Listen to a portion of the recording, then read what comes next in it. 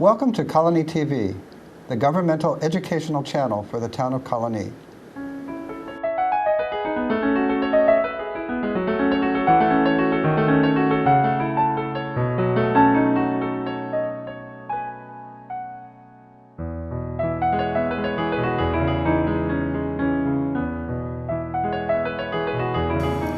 Well, welcome to Meet the Author. My name is Joe Nash. Today we're talking to Kathryn Biel. She is a Colonie resident, and she's also from Waterford, so a local person.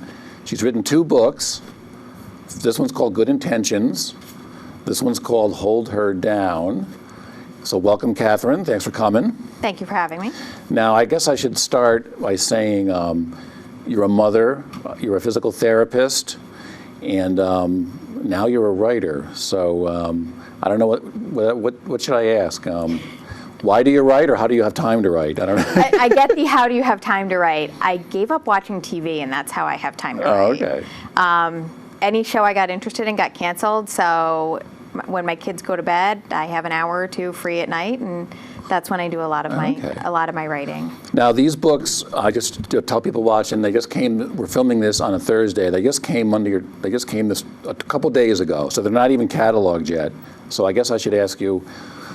You can help us out here. Where should we catalog your books? Are these romance? Are they mystery? Is it just literature? Is it? They're women's fiction, so I guess that goes under general fiction. Yes. But they're women's fiction. My kind of brand of where I write is stories of resilient women. That's on your blog page. Yep. It'll be on the screen here. It's kathrynbiel.blogspot.com. I write about the woman's journey and her difficulties that she may encounter. There may be some romance, because that's always good to read about as well. So there may be some love stories or hate stories, depending on the book. But I write about the woman's journey. That being said, it doesn't preclude a man from wanting to read it, because they may want to know what the other half is thinking. And now, when you say a woman's journey, you're a working mother and a writer and everything. Are your stories about sort of the modern woman trying to balance career? Trying to balance career and family life. And, sometimes when you're growing up, you think, I'm going to go to school, I'm going to get married, I'm going to have kids, I'm going to have this perfect life. And you get there and you're going, this is it? Or I didn't think I'd have to clean toilets all the time, or fold, the laundry never ends. And there's some struggles with having to come to terms with how to balance life. And a lot of my characters are dealing with that balance. In both your books, the main character is a woman and is struggling with this. Yes. How to balance all the aspects of her life. So now, you've been working and you're a mother for a while. You only recently started writing. When did you start, or how did it come about to want to be doing this now, and it's this busy part of your life? Kind of by accident. My children are 10 and 6, so I'm kind of in a nice spot where they're a little bit older. It's not staying up all night with them, that sort of thing. But a few years ago, or for a very long time, when I try to fall asleep at night, sleep doesn't always come, and my mind tends to race thinking about, oh, did I pay this bill? Do I need to do this? I have to get this done. So rather than let my mind race with those things, I would think up a story. And then every night I would kind of build on it, and that would relax me and help me fall asleep. And about 3 or 4 years ago, I was thinking up a story, and there was a 90s throwback radio station that had just come out and was playing all this music from the 90s, which is when I was in college, and made me think about my college days. And for some reason, it just occurred to me, I should write down these stories that I'm thinking about. Were you a writer before? No. Not at all? Just turned my computer on, opened up a Word document, and started writing. And I didn't tell anyone. I didn't tell my husband for the longest time, because I thought people would laugh, because I'm not a writer, and I didn't go to school. I wasn't an English major. I didn't go to school for writing or communications or anything like that. So I started writing this story and kind of found the journey, and I was about 3/4 of the way done, and I finally told a friend that I was doing it. And I sent it to her to read. And she said, I want more. I want more. And so I finished it. Okay. And then that's how that came about. Is that this one here, Good Intentions? And that is Good Intentions, yeah. So why don't we'll talk about both. tell us what the novel Good Intentions, what is it about, and the main character? The main character in Good Intentions is Maggie Miller, who sees herself as a plain, ordinary woman. She's had a tragic past, bad luck in life, bad taste in men, and so she just wants to hunker down. She just got done with grad school and is going to start her career as a pediatric physical therapist, which coincidentally is my job. I was also writing what I knew, so I didn't have to do a lot of research. So she just wants to start her life, doesn't want to get involved with anyone. Is she a mother? No. Oh, no. She's okay. right out of school. Okay. And so along the way, her best friend's best friend moves into town, and he's a young, dashing prosecuting attorney. And he sweeps her off her feet and loves her for who she is in spite of her flaws or in spite of her views of herself. And but tragedy tears them apart. And 7 years later, he finds her again. And the rest of the story is, can they rekindle what they had, and can she be part of his life without sacrificing herself? Okay, well that sounds, I don't know if you like this term or not, or do you, the term chick lit, I mean I know it can apply to a lot of different genres, and what do you think of that term? Or do you? I love that term. Okay, good, okay. Good. And in the publishing world, in the writing world, chick lit can kind of be taboo or can kind of be looked down upon. Chick lit is my favorite genre to read. Most book buyers are women. I mean, and I've been a librarian for 25 years. I would say most of the majority of our checkouts go to women. So. Well, and the thing is I like reading chick lit. It's the story of the woman who's. Well, a lot of people do. So. And it's it generally has a happy ending. There's generally a little romantic story, and depending on the authors, depending on how in detail the romance gets. And there's a lot of humor. But they're not. But you prefer, or maybe your book. It doesn't concentrate on the quote romance. No, there's romance involved, but that's not the focus of the story. The focus is sort of the modern women, like right. Okay. And I like to read chick lit because when I read, which is almost every day, I read for an escape. I read so that I want the happy ending. I want I want to put down a book and have a smile on my face or a warm, fuzzy feeling in my heart. All right. I'm sorry. So the genre of chick lit fills that, and I am biased because I've happened to had the opportunity to get to know a wonderful, wonderful group of writers who write the majority of what they're writing is chick lit, and they're fabulous writers and fabulously talented. Well, it's very popular, and like I was saying, now that there's chick lit, there's paranormal chick lit, there's vampire chick lit, there's all kinds. There's genre. You have these large genres, and then it's like subgenre, which always I find interesting because when I'm trying to categorize my books, you have fiction, and then it's these paranormal, all these subcategories, but a lot of times there's not a category for women's fiction. Just straight women's fiction. That's what you would call yourself. Good Intentions is definitely dabbles, has a foot in the door, maybe a leg or two of chick lit. Hold Her Down is a more serious, more dramatic book. Well, before we get to the second book, why don't you just finish the story? So you said you were 3/4 done. Your friend read it. Yep. So then what happened? So she kind of encouraged me to finish it. There were some phone calls of, oh my gosh, I don't know what she's going to do next. And I don't outline when I write by the seat of my pants. And sometimes it's something I've thought of the night before and I know where it's going to go. And other times as I'm typing, the words flow. And it's like, wow, that just happened to my character. I didn't realize that. So I finished it. I shopped it around to agents for a couple of years and was rejected. I'm sure a lot of it, I sent my first 30 letters out during a known time when agents are on vacation. My query letter probably definitely needs to be redone. So it was about 2 years and I had gotten no bites, and finally I said, but I've read a lot of books that are self-published. Why don't I self-publish? And so then I began the foray into being an independent author and publishing my own work. Now, is this done by Toy Bookmakers? No. That's the only local one I know. So. It's actually done, my print copies are done through CreateSpace, which is actually an Amazon-owned company, just because their rates were. And they're also, your books, if people want to, you can read them in the traditional format, but your books are also An ebook in the format. ebook format on Amazon. Okay. On Amazon, Barnes & Noble for the Nook, iBooks for Okay. iTunes, I'll have to- Kobo. Any major vendor of ebooks you can probably Okay. find my Now, books. I don't know if you would know this, but the library now, you can check out ebooks. It's called Overdrive. Do you know if you're in? I don't know. I will find out right after this show. I'm in Smashwords, so through Smashwords I get put to a lot of different channels and vendors, so I'm not sure Okay, about that one. but so I'll find out about that. And people can check them out check them out from the library on their Kindle or Nook. So one quick thing before we get to the second book. What was the response to Good Intentions? Can you? I've read some good reviews there on Amazon. It's gotten some good reviews. My favorite response is when people say, "I stayed up all night reading it." Oh, okay. Yes. That's, And so people liked the story. They were very happy with the ending. It has the happy ending, but maybe not the one you were Okay. expecting. So, I like things to end well, but not necessarily wrapped up in a nice, neat okay. package. So that brings us to your second book, Hold Her Down. So, is this one also about a physical therapist? No.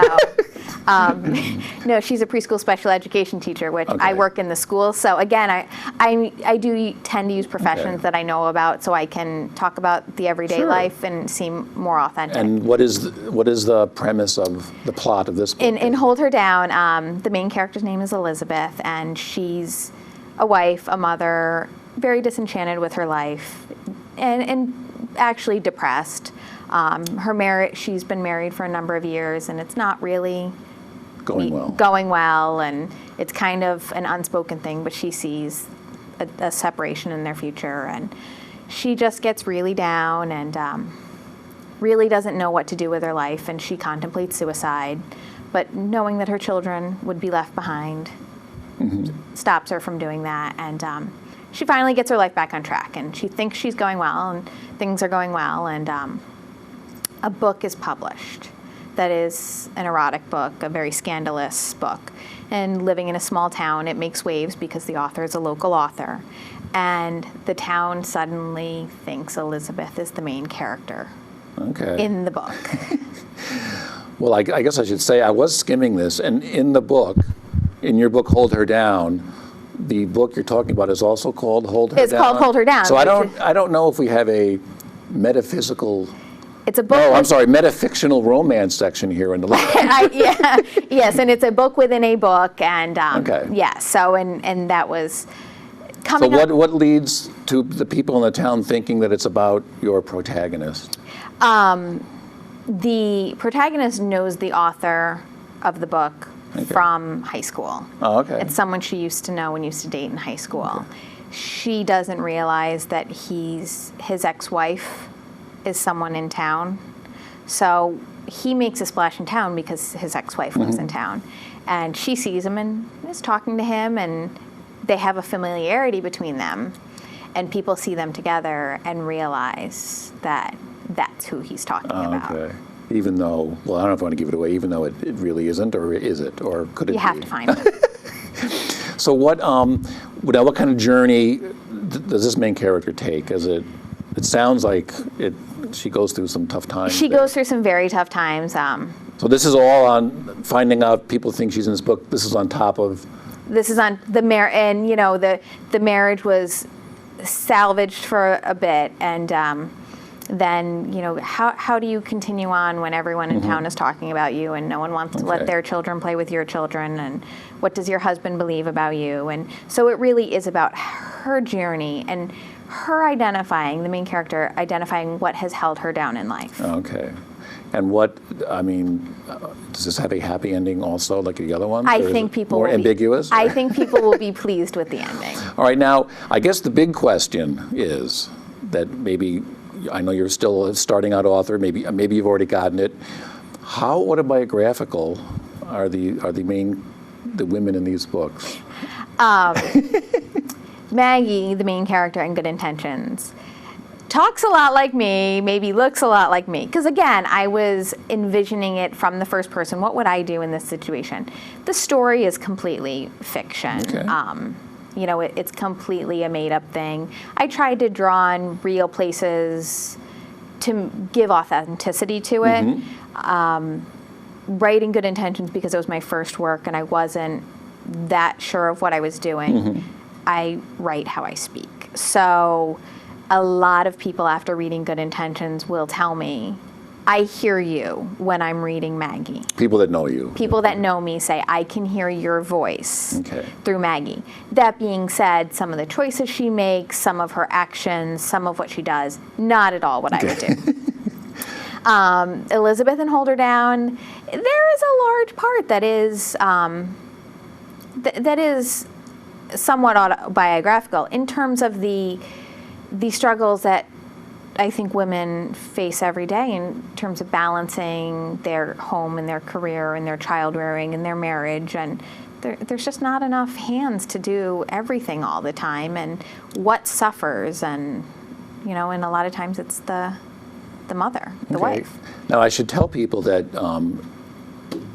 Kathryn's going to be here in the library on Thursday night, June 12th. June 12th. Thursday night, June 12th. She's going to talk about writing, talk about her books, and maybe do a little reading. I was wondering if you wouldn't mind, give people a flavor. Would you want to read a paragraph or so? Sure. This is from Hold Her Down.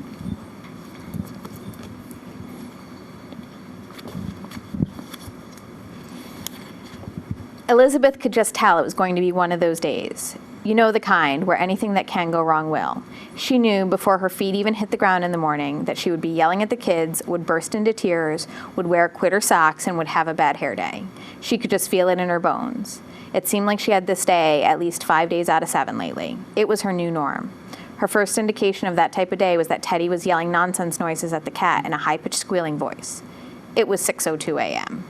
The high-pitched squealing had not only woken her, but now had woken Sydney, who was screaming at her brother to stop. Her alarm blared onto a burst of static. She sighed, tuned the radio to a station.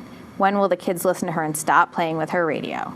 And turned it off. She took a slight ounce of pleasure with turning off the whole alarm, not just silencing the radio. It was a very small act on Friday mornings that signified the weekend was near and that some rest would be coming. She knew if she could make it through the next few hours that she would get some rest and hopefully sort out her life.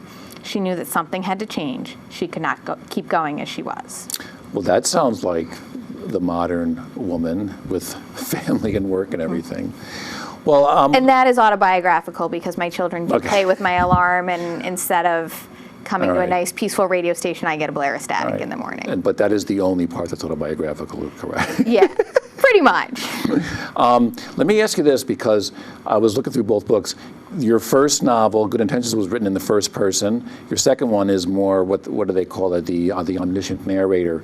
Did you find, what was the difference writing in both? Do you prefer one over the other, or what's the difference? I think I prefer writing in the first person. Writing in the third person was a very conscious effort for me. When going to write my second novel, I was purposefully trying to write differently and have a different tone, and basically trying to stretch my wings. Now, is this because see what I could do? You were saying so many people that knew you said, I know that's you, or I hear you in No, there. because honestly, Hold Her Down was almost half done when I published Good Intentions. No, it was okay, I've written like this. Okay. Now how would it be to write? So you're saying you prefer, now that you've sort of gotten going as a writer, you prefer the first person. You prefer the first, Yeah. okay. Now, are you working on anything now? My third novel is with my beta readers, so it's being read, and I'll get first rounds of feedback before editing process. It's being, what was that term? Beta readers. What is? I have people read it, people in the target audience, other authors, or just people who would be interested, my audience, read it, critique it. Does the story work? These are other writers? But friends as well, or other people, marketing people. And is that book, is it finished? It's finished. Oh, okay. I mean, you're waiting for feedback. I'm waiting for feedback, and then we'll make revisions accordingly. This scene drags. Yeah, okay. I need more of this, that sort of thing.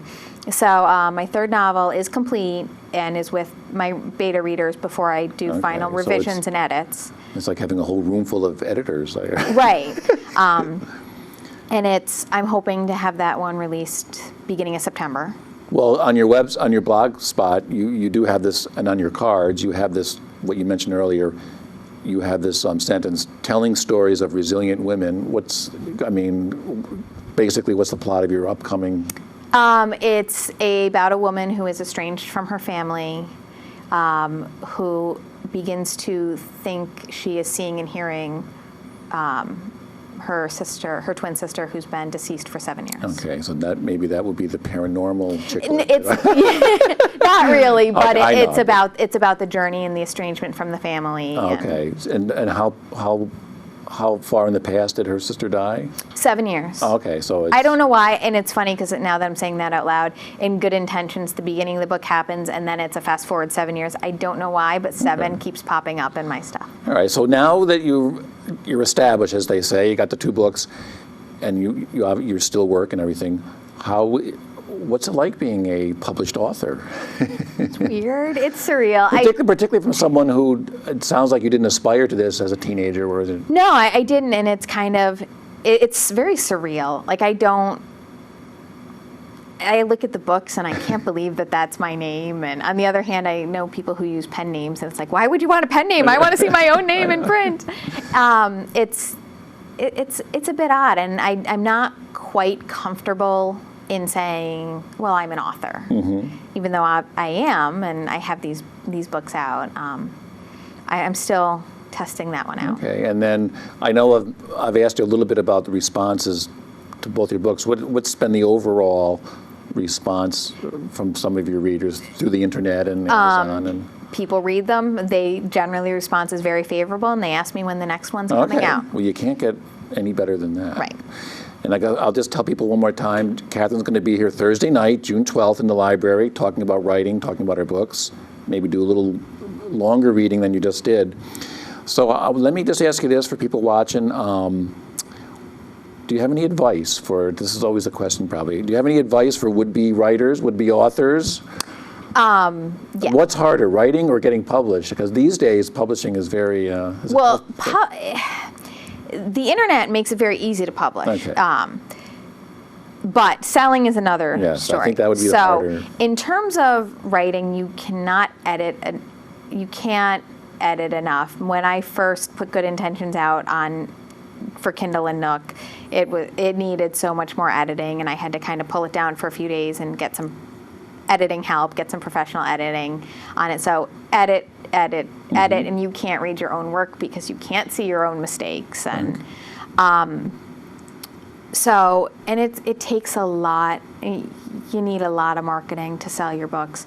But some of the advice, I had gotten advice from a friend of mine from high school who is also a published author, and his first book came out about a year ago, and he has a second book coming out next year. He said, finish your book. Because I said, I'm about 25,000 words into one. I started another. He said, no, finish one book at a time. So don't keep starting different stories. And actually, that's one of the ways how Hold Her Down came to be, is I had one story started, and I started another. And I was telling him about this, and he said, can both things happen to one person? And I thought, well, yes, they can. So finish what you're working on, and then edit. Okay, and would you recommend having a little group, like, I forgot that word, what was the term you used for? Of beta readers? Yes, you'd recommend definitely. Not just one person looking at it, like a And sole editor. Well, and also, because, if you give it to your mother, your sister, your best friend, most likely they're going to tell you they like it. Yeah. So it's nice because, it's hard though, because I've developed some friendships with some of my beta readers, so now I'm not sure how objective they are. Okay. But like for my third book, I have a couple of people that I don't really know who are beta reading it, and hopefully giving me some good feedback. I'm waiting anxiously. Okay, so very good. Well, Kathryn is going to be here June 12th, 7 o'clock at the library. These are library books. You can come in and check them out, but Kathryn probably wouldn't mind if you bought one on Amazon or Barnes & Noble. Barnes & Noble. So that's And I will have paperbacks for sale when I'm here at the Okay. library if people want to pick up their own copies. Okay. Right now, Good Intentions is on sale for 99 cents. 99. Oh, is this? Yeah, why don't you talk about that? May is International Chicklet Month, so being a proud member of the chicklet genre, I've weaseled my way in. I'm participating in a sale with 28 other authors, or 27, I guess, and we've discounted our books to 99 cents for a week or so, and all during May? Or, yeah, Okay. just looking to kind of spread the word of Okay, so chicklet love, and So you can get Good Intentions for 99 cents. on Kindle and On Nook. And Kindle or Nook, okay. And then Hold Her Down is not part of that? it is not, Okay. because that's not really chicklet. It's more women's Okay. fiction, so I couldn't really slide that into the sale. But so that's an offer for people out there. Okay. I also am on Twitter. My Twitter handle is at @KRBeal.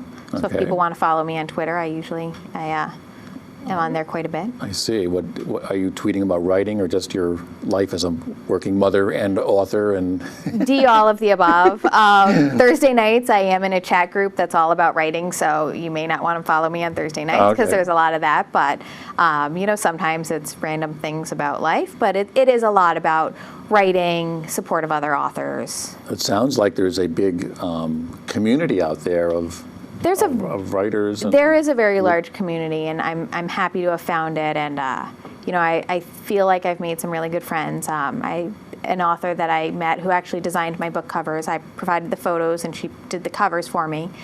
She lives in Salt Lake City, and we actually coincidentally both ended up in New York City last weekend. So I finally got to meet her person to person. Okay. But we chat every night, and it's one of those. I feel like I have a group of friends who have helped me out tremendously. But we support each other because we're all, if you like my book, hey, maybe you like hers, and that sort of thing. But helping each other market and promote, and advice on the writing, advice on the marketing. And I think I did, besides the Amazon reviews, I think there were some reviews of both your books on Goodreads. Yep. People, Goodreads.com. It's I always like their reviews better than Amazon for some reason. As authors, we don't like Goodreads as well. People tend to Really? be harsher on Goodreads for some reason. I can't say much because I've been fortunate. I mean, I think I've been blessed, and Yeah. the few reviews that I have been very, very generous Yeah. and very, very nice. But in general, sometimes, and also Goodreads lets you leave a number of stars without a comment. Oh, okay. So sometimes, you'll get Yeah. 2 stars and go, but they why? didn't say anything. Yeah. Tell me what you don't like, please. Tell me what you don't like, so I know what to do in the future. But it is interesting because both Amazon reviews and Goodreads are just people saying what they think, but Right. they seem different. I don't. They do seem different, and I don't know why. When I'm very, very conscious about if I read a book now, whether I've gotten it from the library or have it on my Kindle or have a hard copy, I leave a review. Oh, okay. Because reviews are really, especially on Amazon, reviews are really what get books noticed.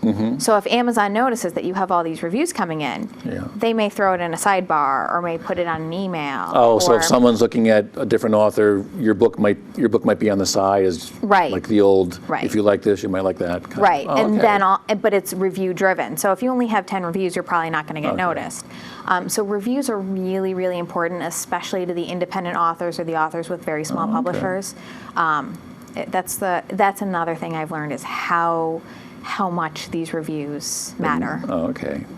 Well, very good. Thank you for this insight into writing and publishing and being an author. And a year ago, when I published Good Intentions, I had no idea. So that's 2 books by Kathryn Biel, Good Intentions, Hold Her Down, and June 12th here in the library. You can come and meet her and talk to her, and she's going to be talking about writing in her book. So when you get another one, you have to come back and see us. Be great. Hopefully September. All right. Well, thank you for coming, and we will see you next time on Meet the Author.